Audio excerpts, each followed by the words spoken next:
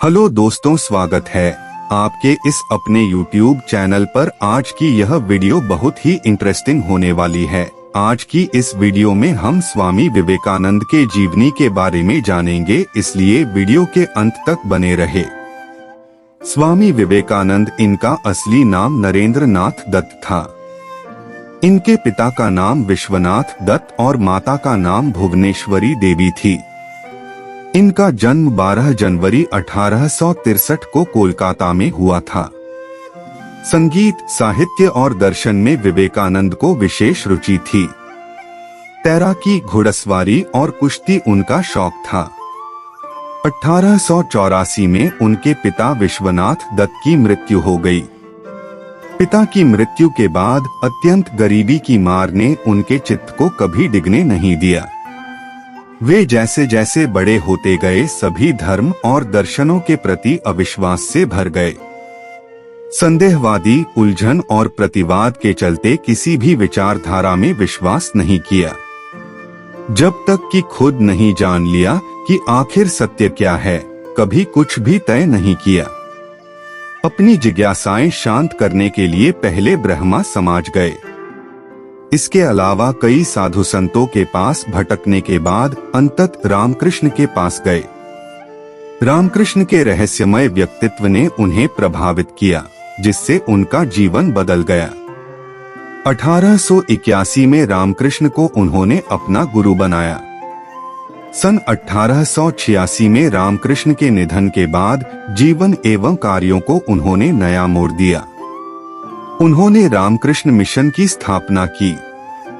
25 वर्ष की अवस्था में उन्होंने गेरुआ वस्त्र पहन लिया। तत्पश्चात उन्होंने पैदल ही पूरे भारतवर्ष की यात्रा की। गरीब, निर्धन और सामाजिक बुराई से ग्रस्त देश के हालात देखकर दुख और दुविधा में रहे। उसी दौरान उन्हें सूचना मिली कि शिकागो में विश्व धर्म सम्मेलन आयोजित होने जा रहा है। उन्होंने वहां जाने का निश्चय किया। विदेशों में भी उन्होंने अनेक स्थान की यात्राएं की। वहां से आने के बाद देश में प्रमुख विचारक के रूप में उन्हें सम्मान और प्रतिष्ठा मिली। 1899 में उन्होंने पुनः पश्चिम जगत की यात्रा की तथा भारतीय आध्यात्मिकता का संदेश फैलाया।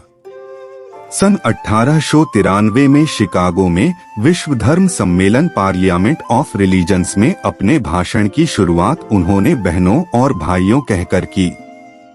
इस शुरुआत से ही सभी के मन में बदलाव हो गया, क्योंकि पश्चिम में सभी लेडीज एंड जेंटलमैन कहकर शुरुआत करते हैं, किंतु उनके विचार सुनकर सभी विद्वान चकित हो गए।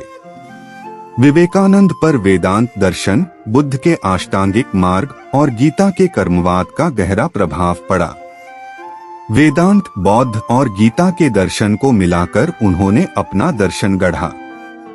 उनके दर्शन का मूल वेदांत और योग ही रहा। विवेकानंद मूर्ति पूजा को महत्व नहीं देते थे, लेकिन वे इसका विरोध भी नहीं करते थे। उनके अनुसार ईश्वर निराकार है। ईश्वर सभी तत्वों में निहित एकत्व है। जगत ईश्वर की ही सृष्टि है। आत्मा का कर्तव्य है कि शरीर रहते ही आत्मा के अमरत्व को जानना।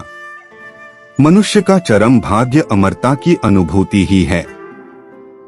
राजयोग ही मोक्ष का मार्ग है। मात्र 39 वर्ष की उम्र में 4 जुलाई 1902 को उनका निधन हो गया।